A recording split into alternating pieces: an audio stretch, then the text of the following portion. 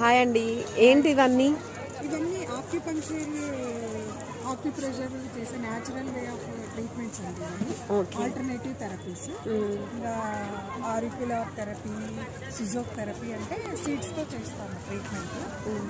Main motto ఏంటంటే acupressure పాయింట్ని ఎలాగైనా స్టిమ్యులేట్ చేయడం. కప్పింగ్ థెరపీ కూడా ఉంటుంది. కప్పింగ్ థెరపీ అంటే ఇది కప్స్తో ఆ పాయింట్స్ని స్టిమ్యులేట్ చేస్తాం.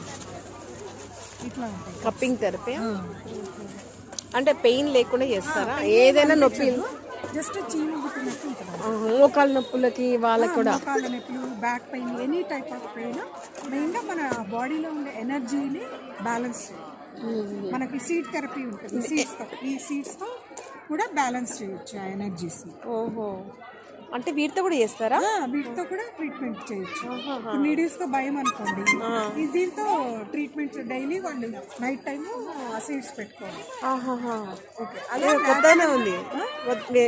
ఎప్పుడు నేను వినలేదు, మరి ఇప్పుడే వినడం. న్యాచురల్గా చేసే ఆల్టర్నేటివ్ థెరపీస్ ఇవన్నీ, మెడిసిన్స్ లేకుండా చేస్తాం. ఇది ఈ థెరపీ ఇది అంత ఇదేనా? ఇది ఆక్యుప్రెషర్ పాయింట్స్.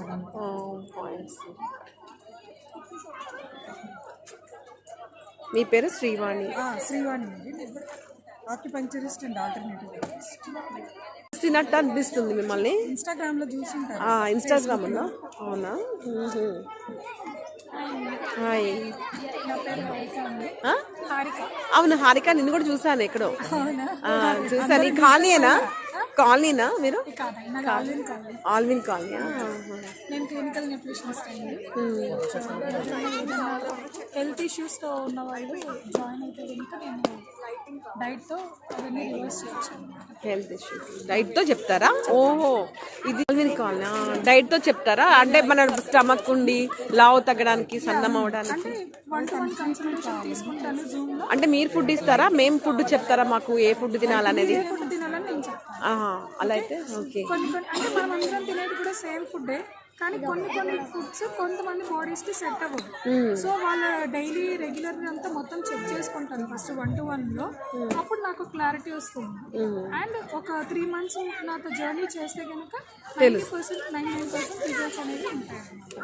అండ్ నా స్పెషల్ ఆఫర్ ఏంటి అని అంటే, నా దగ్గర ఈ 3 months ప్యాకేజ్ తీసుకున్న వాళ్ళకి 1 month ఫ్రూట్ బాల్ అనేది ఫ్రీ ఇస్తుంది. థ్యాంక్ యూ అండి, బాగా చెప్పారు. సో ఒకవేళ ఈ పెట్టాలి ఎవరైనా వాళ్ళు మిమ్మల్ని ఎవరైనా రీచ్ అవుట్ అయితే